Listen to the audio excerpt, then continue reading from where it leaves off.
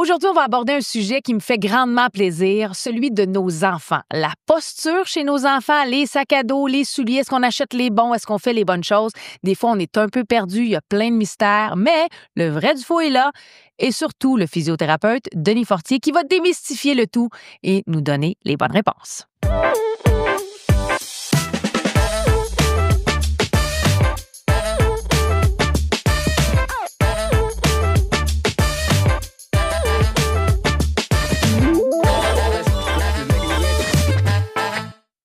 Denis Fortier, salut. Bonjour Marie-Christine. Denis, très, très heureuse de te recevoir aujourd'hui. Je suis toujours heureuse, mais là, on va parler des enfants.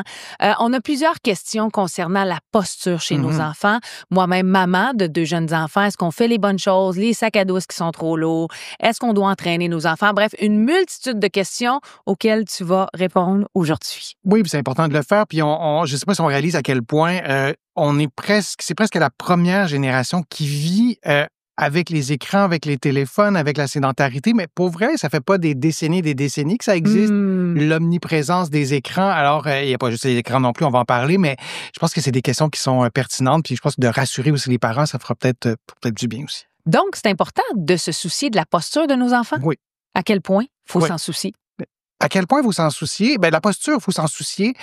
Et il faut se soucier aussi du mouvement, des mouvements que font nos enfants ou des mouvements qu'ils ne font pas. Donc ça, c'est important. Et peut-être aussi de comprendre la posture. C'est compliqué, la posture. C'est pas juste c'est compliqué. C'est pas juste de se tenir droit parfaitement puis de bouger. C'est pas ça. La posture, c'est dynamique, c'est en mouvement. Et l'enfant, lui, est en croissance. Complètement. Le tronc, ça bouge pas, ça croît pas à la même vitesse que les jambes. Parfois, la jambe droite croît pas à la même vitesse que la jambe gauche. C'est en mouvance, tout ça. Un enfant dans les mouvements que lui ou elle fait, mais aussi le corps de l'enfant change de façon complètement impressionnante. Et si on regarde un bébé, un enfant de 2 ans, un adolescent... Ça change, c'est différent. Et on pourrait parler aussi de l'aspect psychologique, de l'aspect cognitif, mais c'est relié. Quand on dit à nos enfants, tiens-toi droit, mais si on le dit à un enfant de 2 ans ou un adolescent de 16 ans, c'est pas tout à fait pareil non plus. L'approche est différente. La réception n'est pas pareille non plus. Avant même de parler de la fameuse techno, parce qu'elle fait partie de nos vies, chez les adultes aussi, mais chez les jeunes, c'est quoi les problèmes de posture les plus fréquents chez les enfants de nos jours? Là? Les problèmes de posture, en soi, on les voit pas tant que ça, tant qu'il n'y a pas une plainte. Une plainte, et quand je dis une plainte, là, j'entends par là de la douleur, de la raideur. Douleur répétée, là, on s'entend, là? Oui, c'est ça. Une douleur qui est récurrente, qui va revenir. Ou sinon, les parents vont venir en physiothérapie parce qu'ils remarquent qu'il y a quelque chose de croche, je le dis comme ça, dans la posture de leur enfant. Donc, on peut penser aux scolioses. Donc, la scoliose... Qui est un problème de colonne vertébrale, c'est ça? Tout à fait. C'est la colonne qui prend une forme de S ou de C, donc une forme comme ça, mais chez un enfant, ça s'installe graduellement. Pour te donner vraiment un ordre de grandeur, mais vraiment approximatif, on parle de plus ou moins 1%, des fois un peu plus, des enfants qui ont ça. Donc, c'est petit, mais en même temps, c'est relativement fréquent. Et des scolioses qui sont plus agressives, si je peux dire, c'est encore moins fréquent. Mais bon, il y a ça. Donc, une asymétrie. Ou sinon, c'est la douleur. Mais sinon, on va pas tant que ça voir le problème de posture. On va voir que notre enfant est toujours dans la même posture. C'est plus ça. Ça m'amène à probablement tout ce que les parents ont comme réflexe ou de réflexion. Nos enfants assis sur un divan avec un iPad. Et on les voit tout croche, le cou rentré par en dedans. À quel point on doit leur dire et redire « mets-toi droit », à quel point ça peut être mauvais sur du court, moyen, long terme, finalement, d'avoir ce genre de posture-là? Et je pense que c'est une question qui demeure. Moi, je sais pas si j'ai la bonne réponse à ça, parce que ça va être quoi l'impact, là, tu parlais des tablettes, ça va être quoi l'impact des tablettes sur 2, 3, 4, 5, 8, 9 décennies sur le corps? On le sait pas. On le sait pas. Parce que c'est encore relativement nouveau. Oui, c'est nouveau. Les tablettes, c'est plus ou moins 2010, mais tout le monde n'avait pas une tablette dans ses mains en 2010. Donc, rajoute l'année où on est aujourd'hui, ça fait pas des gens si vieux que ça. Donc, quel effet ça aura sur le corps? Il y a une expression qu'on entend souvent, moi, que j'haïs, c'est le text neck. Les problèmes de cou, parce qu'on a trop texté. Il n'y a pas de littérature scientifique solides qui démontrent qu'il y a des effets dommageables sur la posture à long terme. Je ne dis pas que c'est bon de le faire. Il y a des dommages notamment sur les pouces, sur les doigts, le fait de texter. Bon. Et donc, il faut être prudent aussi dans la catastrophisation d'une posture qui est inadéquate, qui semble inadéquate, qui semble asymétrique, qui semble un peu tout croche. Et on voit notre enfant comme ça, on se dit, voyons, ça n'a pas de bon sens. Je ne demanderais pas de se tenir comme ça. Je ne dirais pas, tiens-toi comme ça toute la journée. Donc, on se dit que ça n'a pas de bon sens. Pourquoi ça n'a pas de bon sens? Parce que quand on est comme ça, on ne respire pas bien. Quand on est comme ça, on comprime les épaules. Hein? Il y a des structures dans les épaules qui sont comprimées. Donc, non, en soi, c'est pas bon.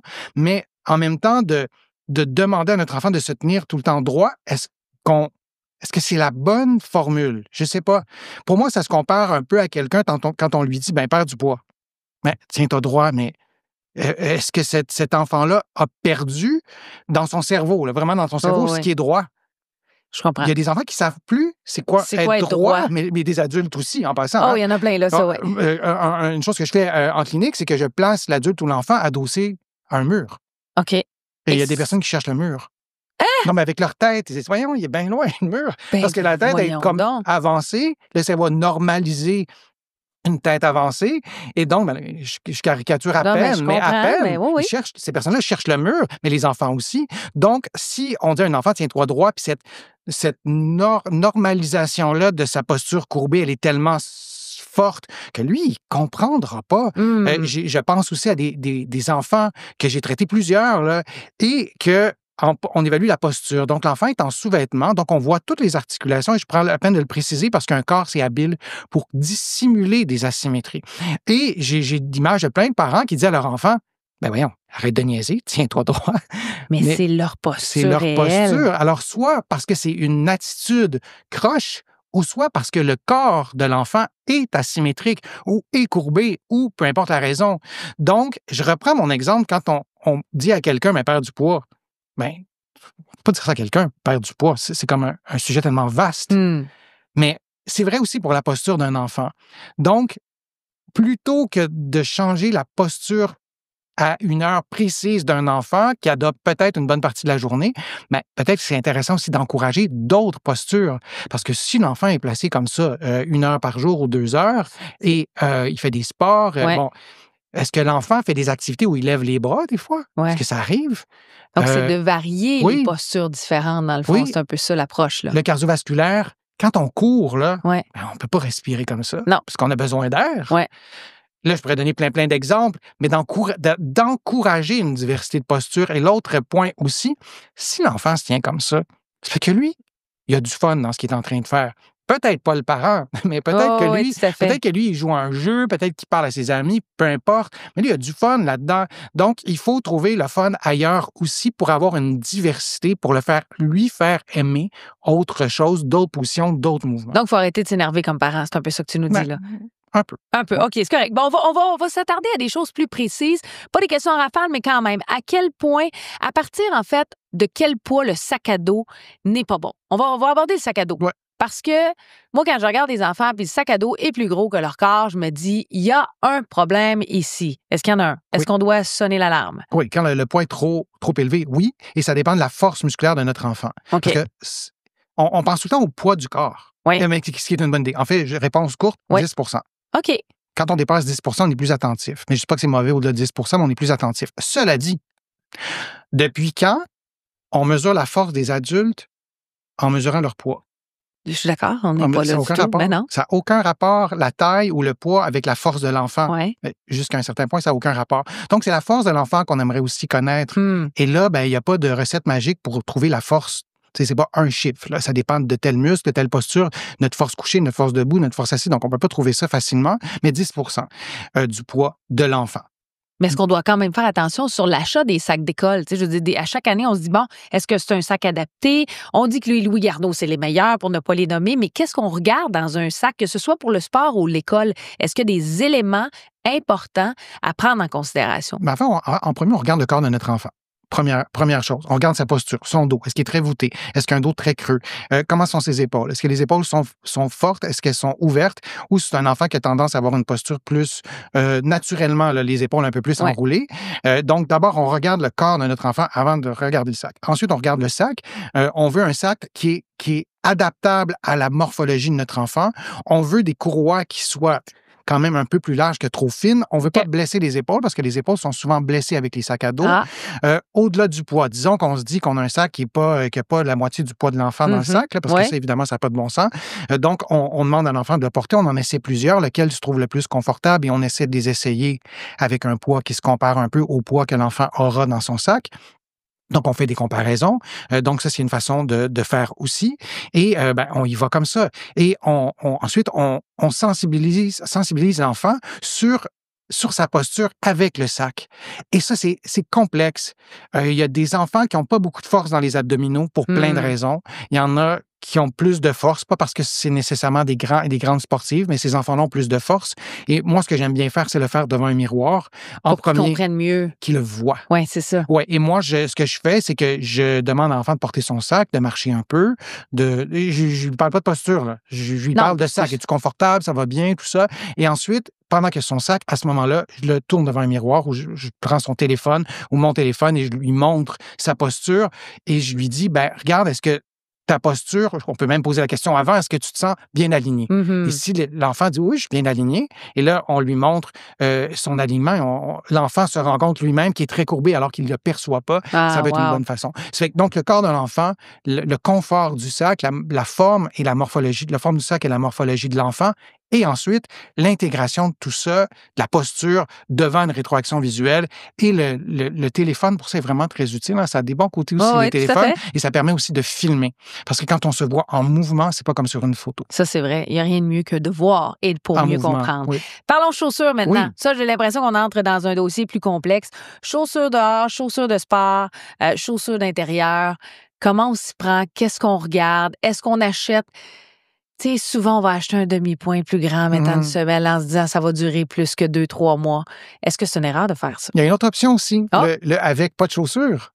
Parce que ça aussi, est-ce que nos enfants devraient toujours avoir des chaussures? Ah, ben oui, ou de marcher pieds nus? Donc, une autre option aussi que je te rajoute. Réglons la chaussure en partant. Oui, donc la chaussure doit être...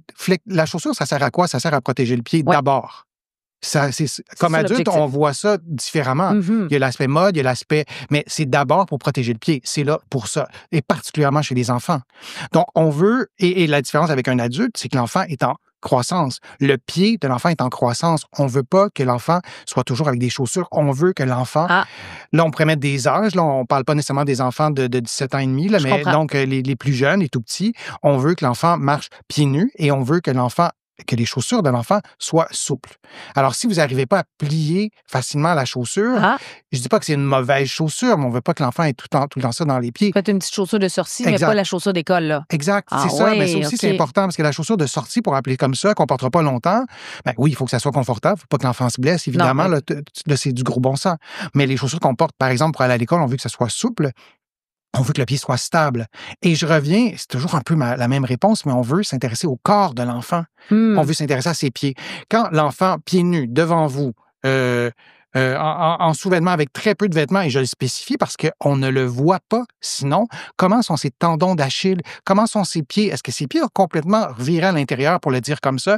Est-ce qu'il y a un alignement qui est asymétrique entre le côté gauche et le côté droit? Mais si c'est le cas, on veut une chaussure qui va peut-être supporter un peu plus aussi. C'est quand même important d'observer notre enfant. Non, mais on ne fait pas tout ça comme parents, pour vrai. En tant que physiothérapeute, je comprends que c'est votre réflexe, mais de s'arrêter, de mettre notre enfant puis de regarder un peu sa morphologie, ça demeure important pour plein d'aspects. Un petit 5 minutes avant d'aller chercher les chaussures. Et là, il ne s'agit pas de couper les cheveux en 4, là, les deux du couple, disant, moi, je trouve que c'est un peu plus à gauche, c'est pas ça. Il faut que tout le monde soit d'accord, puis c'est que ce soit évident. Et c'est pas de se transformer en physio, mais la règle du gros bon sens, est-ce que le pied a de l'air stable ou pas? Puis si vous le savez pas, vous le savez pas. Mais souvent, quand c'est instable, on s'en rend compte. Quand c'est différent, côté gauche, côté droit. Donc là, on voudra une chaussure qui amplifie pas le problème non plus. Donc, ça peut être ça. Donc, une chaussure souple, une chaussure qui permet à l'enfant de marcher normalement. Et là, on pourrait avoir une conversation pour les différents groupes d'âge, et là, ça serait complexe. Mais quand vous mettez des chaussures à votre enfant qui est plus jeune, disons, là, à 5-6 ans, on veut que sa démarche soit la même. Je comprends. Par rapport aux chaussures un peu plus grandes, on va mettre une semelle. Mais en même temps, c'est cher des chaussures d'enfants. Hein. Mais c'est ma question, c'est pour ça. Est-ce que justement on l'achète un peu plus grand ou c'est mauvais pour justement les enfants qui sont en croissance? Tout comme quand mon enfant me dit « Maman, j'ai l'oreille, j'ai mal pas l'oreille, mais j'ai l'orteil à côté. » Tu dis « Hey, fini, c'est l'hiver qui s'en vient, tu vas mettre tes bottes. » Ça, c'est une erreur qu'on fait. Sincèrement, il faudrait prioriser plus le confort. En fait, la question, il y a deux questions différentes. Il y a la chaussure trop courte ou la chaussure trop grande. Ça. La chaussure trop grande, et là, je répète, on est dans la vraie vie. Les chaussures ne sont pas données. Je pense qu'on peut très bien vivre avec une chaussure qui est un peu plus grande, mettre une semelle, si c'est la solution qu'on choisit pour d'autres raisons que le pied de l'enfant. Parfait. Je pense pas qu'il va y avoir une catastrophe. Notre enfant ne devrait pas arrêter de grandir pendant 3 ans. Tu sais, que ça va finir par se rattraper. Une chaussure trop courte, ce qui se passe, c'est vrai pour les adultes aussi, mais les orteils vont plus se placer pareil, les orteils vont se contracter. Ça, on veut pas ça. OK. Parce que on réduit les points de contact entre le pied de l'enfant puis le sol. On diminue son équilibre. On en a souvent parlé, toi et moi, mais le cerveau normalise aussi des nouvelles postures qu'on prend qu'on devrait pas prendre, incluant la position des orteils. Fait que les chaussures trop courtes, petites, ça, c'est pas une bonne idée. En plus des blessures qu'on peut avoir, tout ça. Est-ce que le fameux doigt qu'on met là, dans la chaussure, dit OK, c'est ça la bonne grandeur? Est-ce que tu me suis quand je te dis on dit un doigt de distance? On pourrait dire ça chez des enfants qui sont en croissance, mais ça dépend du pied de l'enfant parce que notre doigt est quand même très gros par rapport à un enfant qui a 3 ans qu'un pied. Moi, je pense que je chaussais des 11 à 11 ans. Ça fait que, non, mais oui, d'avoir un petit lousse, pour le dire comme ça peut être correct. Et ça dépend quelles chaussettes on va mettre aussi dans nos chaussures. Mais le plus important, c'est que ce soit souple et quand on peut, d'avoir plus qu'une chaussure, d'avoir une diversité de chaussures et de jamais oublier le avec pas de chaussures. On devrait. Je pense qu'on l'oublie trop souvent. On devrait encourager nos enfants à marcher pieds nus. À la maison. À la maison, bien sûr. Techniquement. Non, mais avec un bas, pas de bas, rendu là, ça ne change rien. Non, ça change quelque chose. Pas de bas. Oui? Parce que la stimulation tactile du pied, ça fait partie de l'équilibre. Il faut stimuler tout ça. Et particulièrement chez les enfants plus jeunes, la voûte plantaire ne se forme pas à la naissance. Là. Tout ça, ça se structure. L'enfant est en croissance. Donc, la stimulation tactile est importante aussi, premièrement, puis avec une chaussette, mais ça modifie aussi les réactions d'équilibre. Et durant toute la croissance de l'enfant, les réactions d'équilibre se construisent. Donc, on veut que le pied reçoive des sensations. Je ne dis pas qu'il ne faut pas mettre de chaussettes, c'est dangereux, mais on veut aussi que la peau du pied soit stimulée. Très intéressant. Aussi. Je veux qu'on parle des exercices simples pour les enfants. Oui. À quel point on peut compenser les effets d'une mauvaise posture due aux écrans? Est-ce qu'il y a des exercices à faire? Je reviens souvent aux écrans, mais il reste que c'est quand même une problématique, un enjeu là, qu'on a.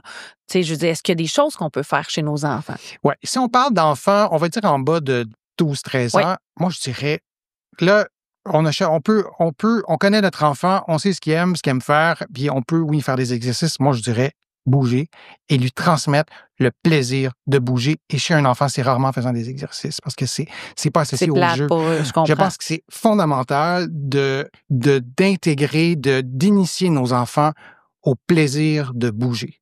Et quand on parle de bouger, on parle de courir, on parle de jouer au ballon, on parle de jouer avec d'autres enfants, de jouer avec notre enfant comme adulte. Il y a des enfants qui sont plus solitaires.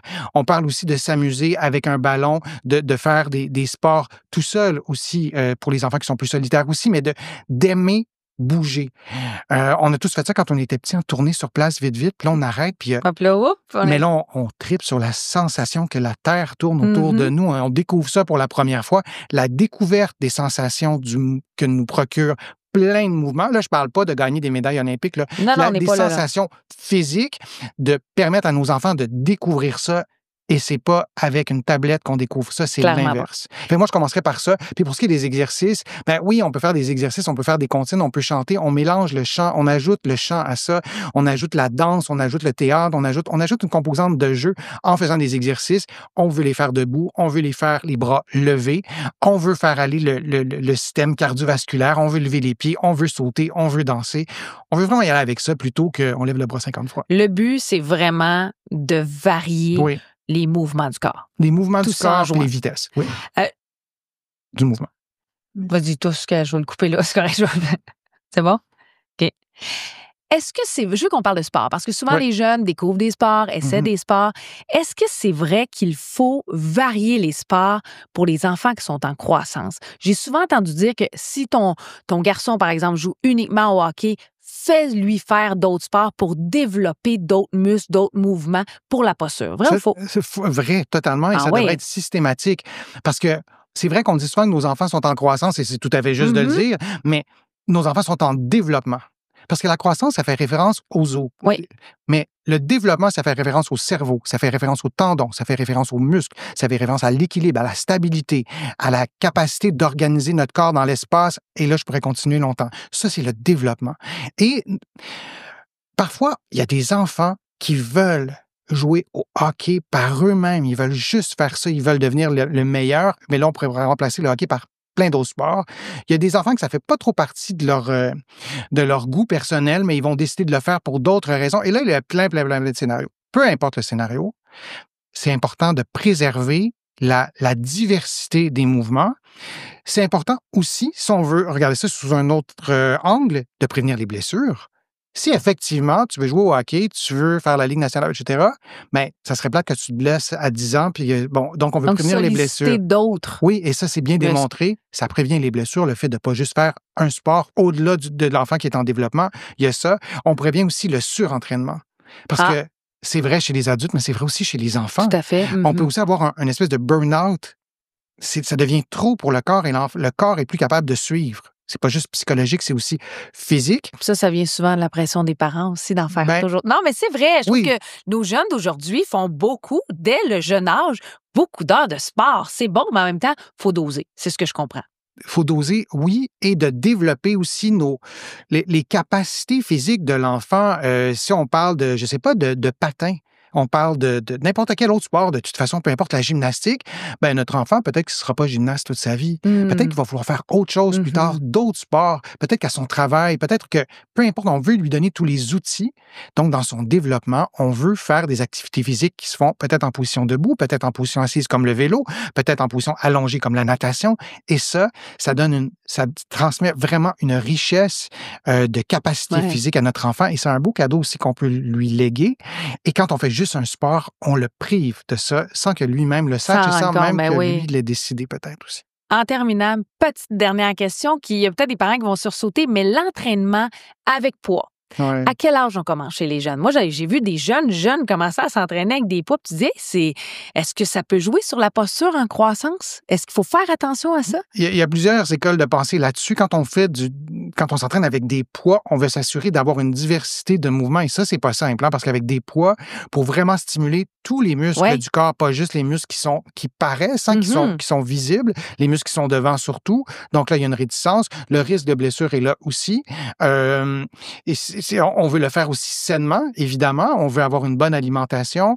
Et il y a quelque chose de pas naturel, et là, je me ferai peut-être pas juste des amis en disant ça, mais il y a quelque chose de pas naturel à pousser les muscles à ce point-là. Donc, il faut être conscient de ça.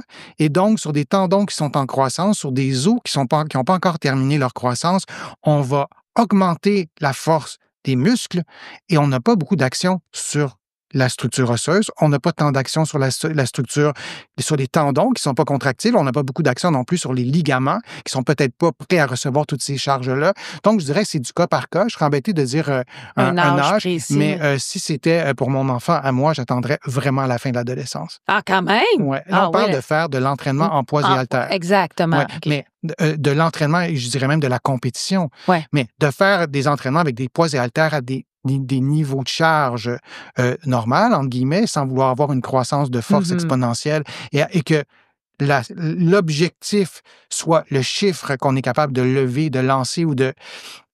faut être prudent là-dessus et on revient aussi au mono-entraînement. On veut faire aussi d'autres sports. On ne veut pas juste faire des poids et haltères, par exemple. Encore une fois, plein de bons conseils, mais ce que je retiens, c'est de prendre le temps de regarder la posture de son enfant qui peut nous donner beaucoup d'informations, je trouve, sur plein d'aspects de son corps, ne serait-ce que, oui, le sport, mais aussi le choix de chaussures, sac à dos. Denis Fortier, merci beaucoup. Grand plaisir. J'ai l'impression qu'il y a bien des parents en ce moment qui font « Ah, mon Dieu, merci beaucoup! » Effectivement. Donc, merci pour toutes ces informations. Je rappelle, panoplie de livres. La chaîne YouTube aussi de Denis Fortier est remplie de vidéos. Combien? 1700 vidéos? 1700 vidéos pour des exercices très variés pour les enfants, mais les adultes aussi. Alors, on se dit à bientôt tout le monde.